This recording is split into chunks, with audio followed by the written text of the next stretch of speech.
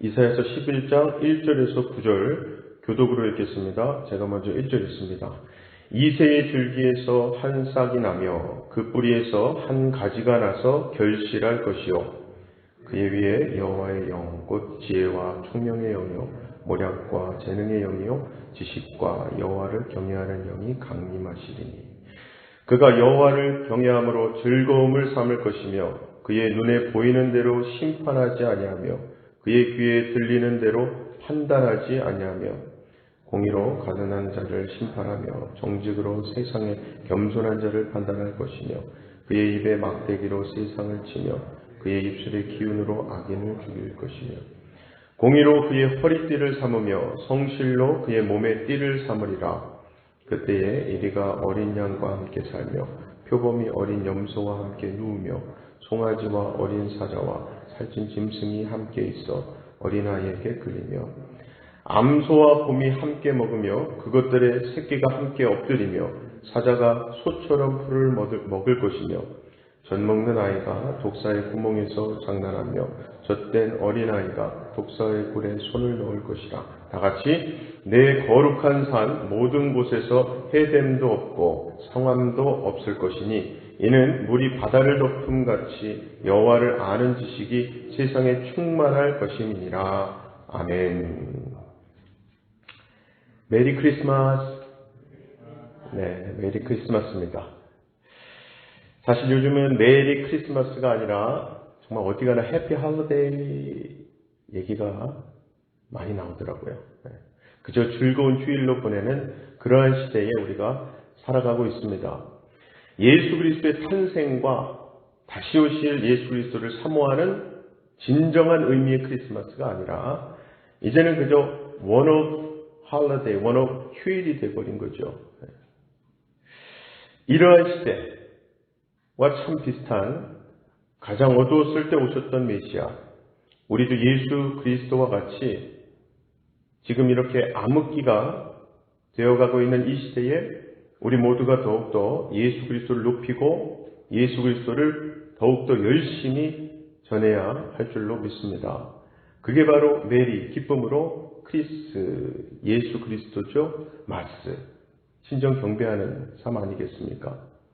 또 그렇게 예수님의 이 땅에 오심을 기억하고 기뻐함으로써 다시 오실 예수 그리스도를 사모하는 소망이 넘치는 삶, 소망이 회복되는 오늘 기도 시간이 돼야 할 줄로 믿습니다. 오늘 말씀 배경은요, 이스라엘이 남북으로 분열되었을 때 남유다를 배경으로 하고 있습니다. 당시 남유다는 가장 어려운 시기를 맞게 되었는데요. 아수르의 침공이 있었고 우상 숭배로 인해 타락한, 그래서 너무나도 어두운 시대, 정치와 경제까지 엉망이 된 그러한 상황입니다. 아마도 요즘 우리 시대와 참 비슷한 시대 배경으로 보시면 될 것 같습니다.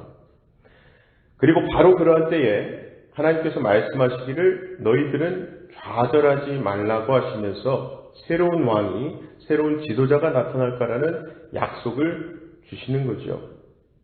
바로 그 약속 말씀으로 이사야서 11장은 시작합니다. 1절이었죠. 이새의 줄기에서 한 싹이 나며 그 뿌리에서 한 가지가 나서 결실할 것이요. 즉 이새의 줄기에서 새로운 다윗, 새로운 왕이 탄생하게 된다는 말씀인데요. 그 왕은 백성들을 섬기며 우상을 멀리하고 무엇보다 하나님만을 섬기는 그러한 왕, 그러한 지도자라는 거예요. 그리고 하나님께서 말씀하시는 그 지도자에게 있어서 가장 중요한 조건이자 특징이 있는데 그게 바로 2절입니다. 그의 위에 여호와의 영, 곧 지혜와 총명의 영이요 모략과 재능의 영이요 지식과 여호와를 경외하는 영이 강림하시리니, 한마디로 하나님의 영이 함께 하시는 분이라는 말씀이죠. 그리고 이것은 우리에게도 똑같이 적용이 됩니다. 하나님을 섬기는 데 있어서 가장 필요한 것이 무엇인가?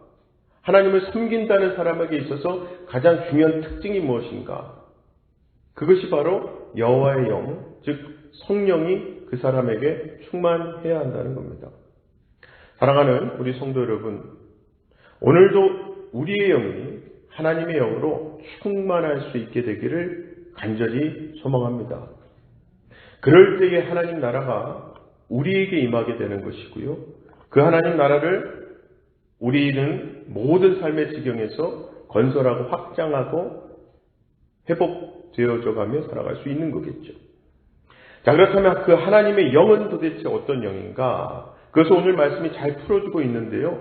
먼저 나온 것이 지혜와 총명의 영이다. 즉 바른 판단을 내리고 공의로 나라를 이끄는 그러한 영이라는 거죠.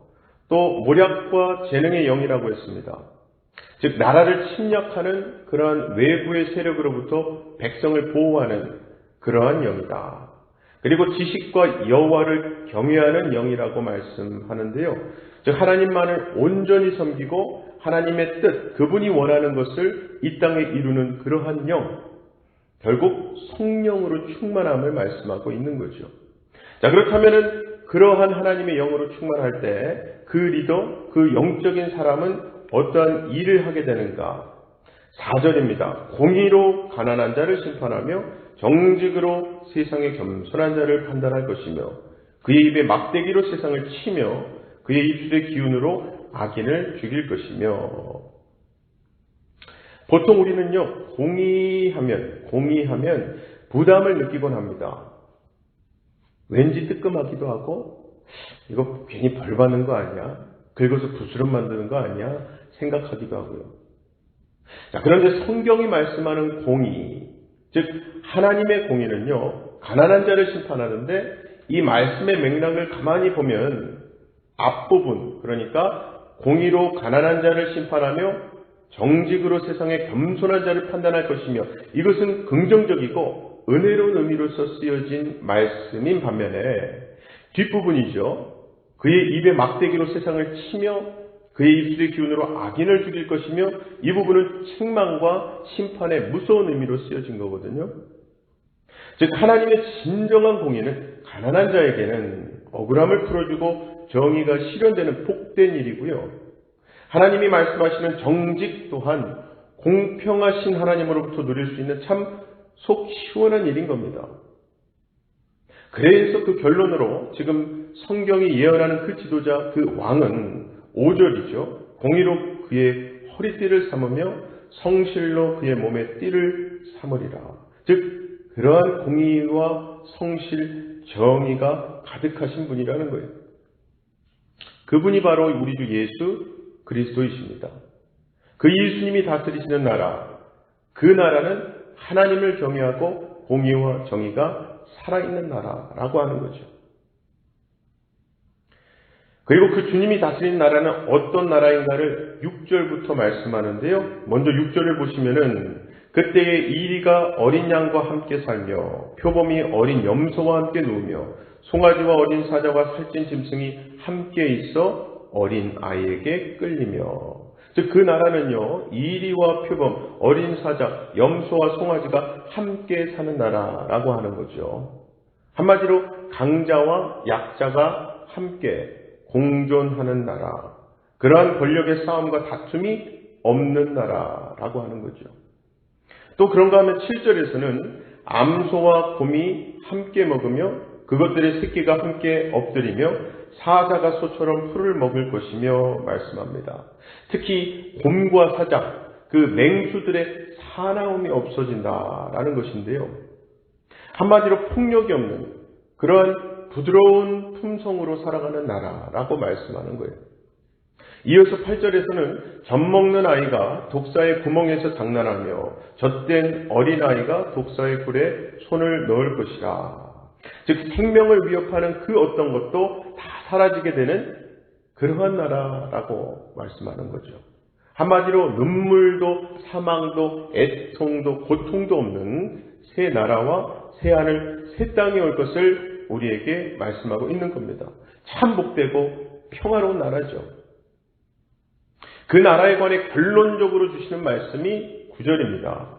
내 거룩한 산 모든 곳에서 해됨도 없고 상함도 없을 것이니 이는 물이 바다를 덮음같이 여호와를 아는 지식이 세상에 충만할 것임이니라. 해함을 받거나 상함받는 일도 없는, 그렇게 모든 상처가 치유되고 모든 아픔은 다 사라지는 그러한 나라, 그게 바로 성령이 충만한 지도자가 다스리는 나라라고 하는 것이고요. 우리 주 예수 그리스도가 하나님의 영으로 다스린 나라인 겁니다. 사랑하는 우리 성도 여러분, 우리 아버지 하나님은요, 우리에게 바로 이 메시아 예수 그리스도를 약속하셨고 그 약속 이루어 주셨습니다. 그러므로 우리는 이 땅에 우리를 구원하시기 위해 오신 우리 주님 예수 그리스도를 기억하면서 다시 오실 메시아이신 우리 주님을 바라볼 때에 우리는 그 소망 가운데 이 땅 복되게 살아갈 수 있을 줄로 믿습니다. 즉 우리가 그분을 찬양하고 그분을 높이며 그분 따라 우리가 함께 이 세상을 살아갈 때에 이 세상은 방금 우리 읽었던 구절 말씀대로 물이 바다를 덮은 같이 여호와를 아는 지식이 세상에 충만하게 될 줄로 믿습니다. 그게 바로 하나님이 원하시는 바로 그 세상이죠. 아무쪼록 2022년도 성탄절을 하루 앞둔 오늘 이 아침, 저와 여러분을 통해 그 영광스러운 일, 즉 하나님을 아는 지식이 이 땅 가운데, 우리 삶 가운데 충만함으로 모든 열방이 하나님을 경배하게 되기를 주님의 이름으로 간절히 축원합니다.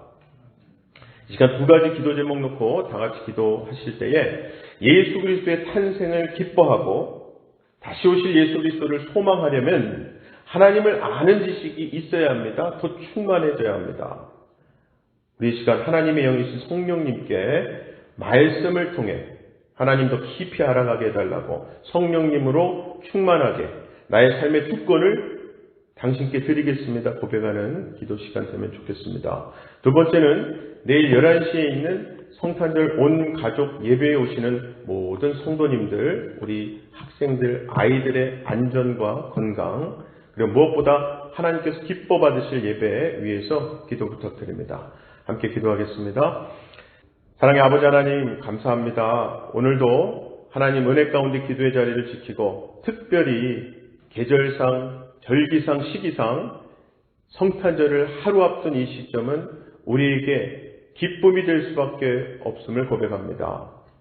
이미 이 땅에 나를, 우리를 구원하시기 위해 오신 예수 그리스도의 성탄, 성육신이 우리 삶에서 너무나도 기쁨이 되고 감사가 되는 것은 그분의 보혈이 나의 죄를 씻으셔 주셨고 내 죽음으로서의 영원한 죽음에 빠져있던 나의 정체성이 하나님 앞에 다시금 영원한 생명으로 하나님 자녀로 인침받는 사건이 우리 예수 그리스도의 오심으로 이루어졌는 줄로 믿사오니 우리가 그로 인해 기뻐하는 삶, 예수 그리스도를 내 삶에 모심으로 하나님 나라가 이미 임해져 있는 삶을 살게 하시고 오늘 주신 말씀들이 그래서 우리 삶 가운데 실제로 이루어지고 있음을 경험할 수 있도록 역사하여 주시옵소서.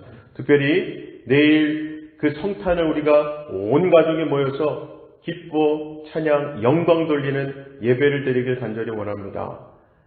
무엇보다 코로나로 인해서 아직도 팬데믹 기간을 거치고 있는 이 시기에 오늘 모든 성도님들, 학생들, 아이들 안전하고 건강하게 지켜주시고 우리가 하나님께 올려드리는 모든 헌신과 찬양, 율동과 기도, 성가대 칸타타, 참 많이 열심히 준비한 모든 헌신들이 하나님이 기뻐 흠양하시는 예배와 또 우리의 마음이 넘치고 신령이 넘치는 우리의 하나님에 대한 사랑, 감사 시간이 될 수 있도록 도와주시옵소서. 그리하여 2022년도를 앞두고 있는 이때에 올해 이 성탄절이 우리에게 다시금 기뻐할 이유를 깨닫고 소망의 회복이 있는 성탄이 될 수 있도록 역사하여 주시옵소서. 믿고 감사드리며 예수님 이름으로 기도합나이다. 아멘.